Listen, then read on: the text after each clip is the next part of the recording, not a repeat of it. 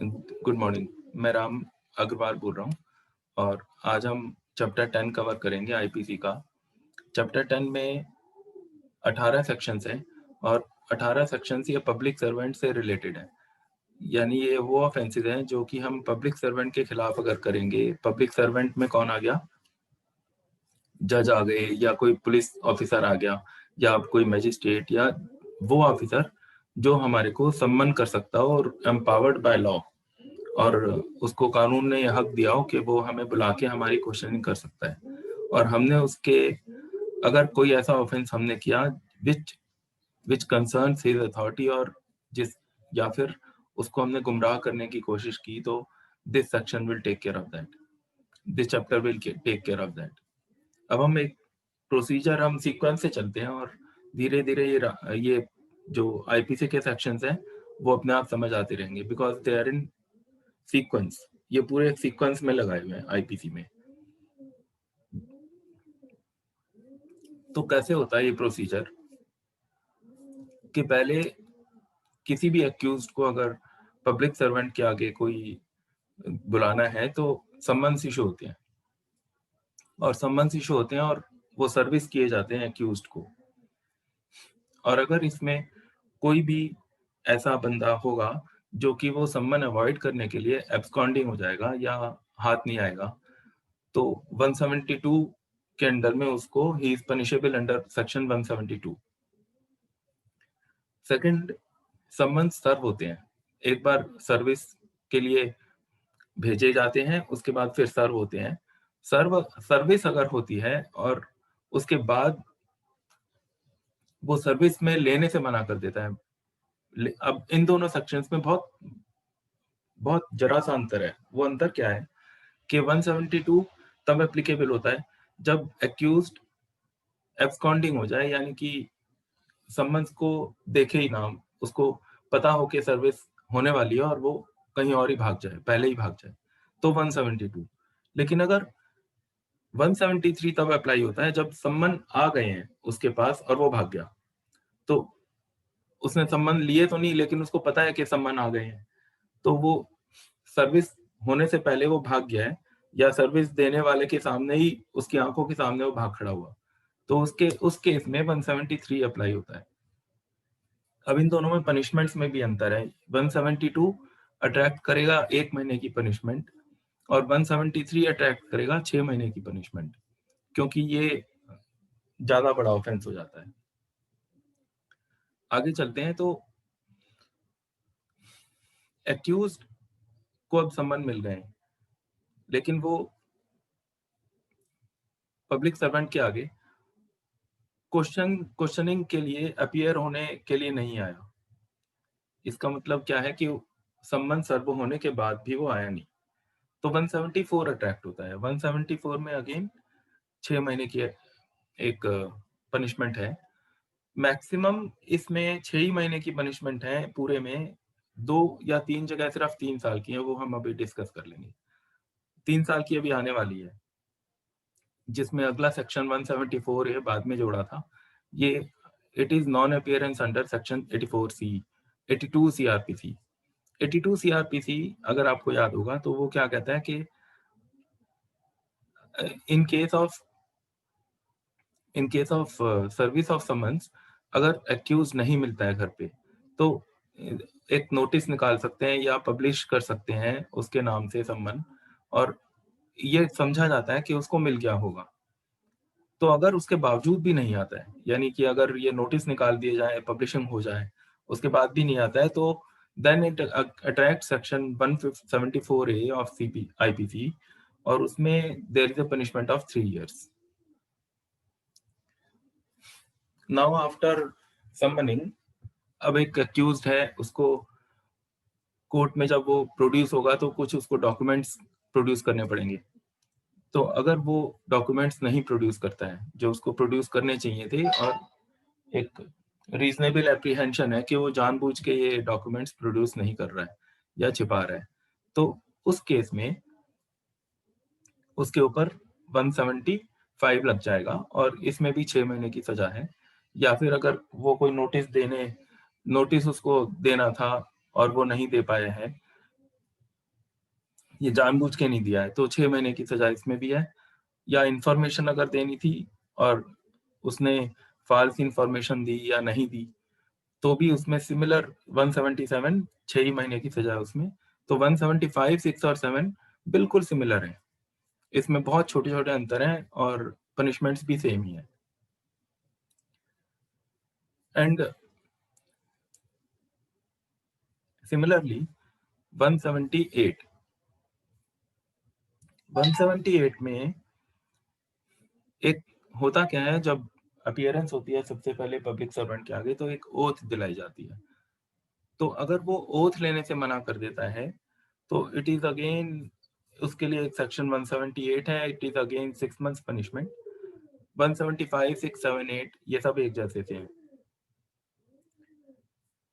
179 ये कहता है कि अगर वो क्वेश्चंस को आंसर करने से मना कर दे, उससे जो क्वेश्चंस पूछे जाएँ वो आंसर नहीं दे रहा, चुप खड़ा है या जानबूझ के इधर-उधर ध्यान बटा रहा है, तो उसके ऊपर 179 अट्रैक्ट होता है, उसमें भी 6 महीने की सज़ा है। अब अगला सेक्शन जो है 180 180 क्या कहता है कि वो जो पूरा उसकी क्वेश्चनिंग हो गई, नाउ आफ्टर क्वेश्चनिंग उसको एक सिग्नेचर करने को बोला जाता है कि भाई ठीक है, अब यहाँ पर आप साइन कीजिए, आपने ये बयान दिए हैं, आप अपने बयान पर साइन कीजिए। वो साइन करने से भी मना कर देता है, मान लो, तो उसमें फिर 180 अट्रैक्ट हो जाता है, तो उसमें 3 महीने की सजा है। It is a lighter punishment, क्योंकि उसने लाइटर इसलिए है कि उसने पूरा बयान दे दिया, लेकिन वो उसके ऊपर साइन करने से मना कर रहा है।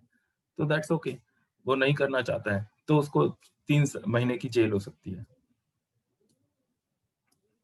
अब next is a very grave offence कि अगर वो कोई फ़ॉल्स स्टेटमेंट देता है, यानी कि कोर्ट को या पब्लिक सर्वेंट को गुमराह करने की कोशिश करता है, तो उसको 3 साल की सज़ा है। 181 is the section that attracts 3 years punishment, क्योंकि इसके केस में उसने कोर्ट को गुमराह करने की कोशिश की, झूठ बोला, झूठे स्टेटमेंट्स दिए, झूठी इन्फॉर्मेशन दी या झूठे एविडेंस प्रोड्यूस किए।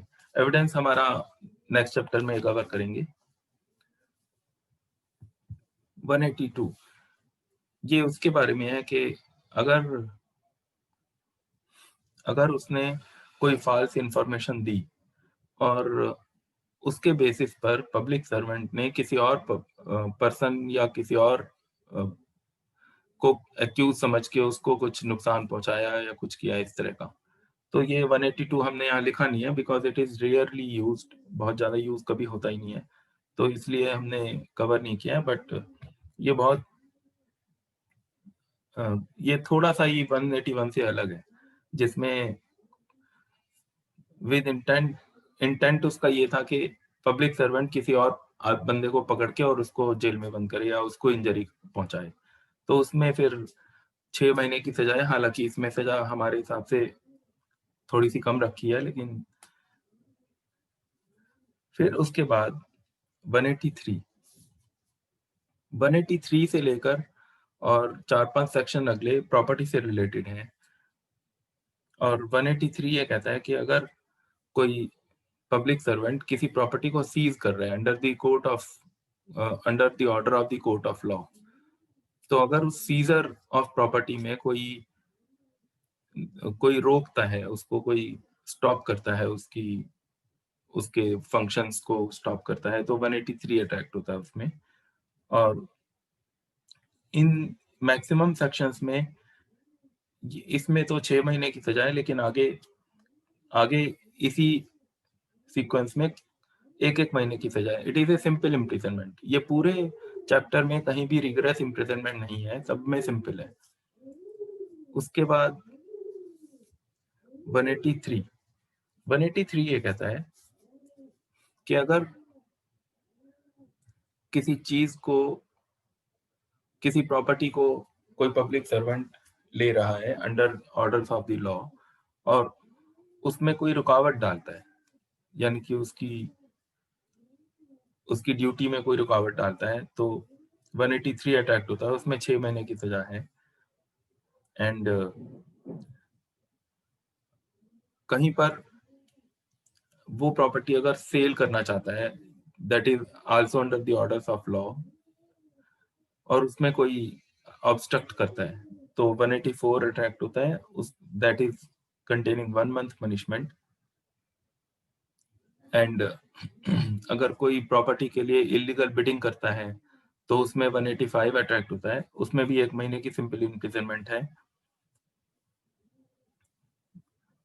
अब अगर पब्लिक फंक्शंस में कोई रुकावट डालता है, दैट इज पब्लिक फंक्शंस मतलब वो शादी ब्याह नहीं है, पब्लिक फंक्शंस मतलब पब्लिक सर्वेंट के फंक्शंस में कोई रुकावट डालता है, तो उसमें या फिर उसका साथ देने वालों को कोई रोकता है, तो that is a bigger offence in the eyes of the state, और उसमें 3 मंथ्स की पनिशमेंट है। एंड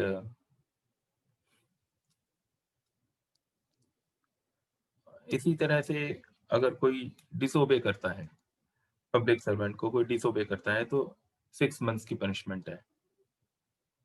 और ये बड़े जनरल से सेक्शन है। और अगर कोई इंजरी का किसी को थ्रेट दे के, यानी कि कोई किसी को नुकसान पहुंचाने की धमकी दे के और पब्लिक सर्वेंट के किसी काम में रोड़ा अटकाने की कोशिश करता है, तो वो सेक्शन 189 अटैक करेगा, जिसमें 2 साल की पनिशमेंट है। और सिमिलरली अगर कोई किसी को नुकसान पहुंचाने की कोशिश करता है या उसको धमकी देता है इस तरह की, तो उस सीधी धमकी अगर कोई देता है तो उसमें भी सिमिलर पनिशमेंट है, वो सेक्शन 190 कवर करता है। तो हमारी इस तरह से ये 172 से 190 ये जो कवर हुई है, इसमें मैक्सिमम सिंपल इम्प्रिजनमेंट्स हैं, और इसमें ये वो सेक्शन है जिसमें जो सीआरपीसी से बड़ी क्लोजली लिंक्ड है। और इसमें जो सीआरपीसी में हमने पढ़ा है सेक्शंस 82, 83, 84, उन सब में जो सजाएं हैं वो यहाँ आईपीसी में स्पेसिफाइड है। वहां पनिशमेंट्स नहीं लिखी हुई है, यहाँ पनिशमेंट्स लिखी हुई हैं। तो इस तरह से हमारा ये सेक्शन पूरा हुआ, और अगली बार हम करेंगे चैप्टर 11। आपको कोई अगर डाउट है तो मैं वो सेक्शंस रिपीट कर सकता हूँ, नहीं तो फिर हम क्लास क्लोज करें। नहीं सर।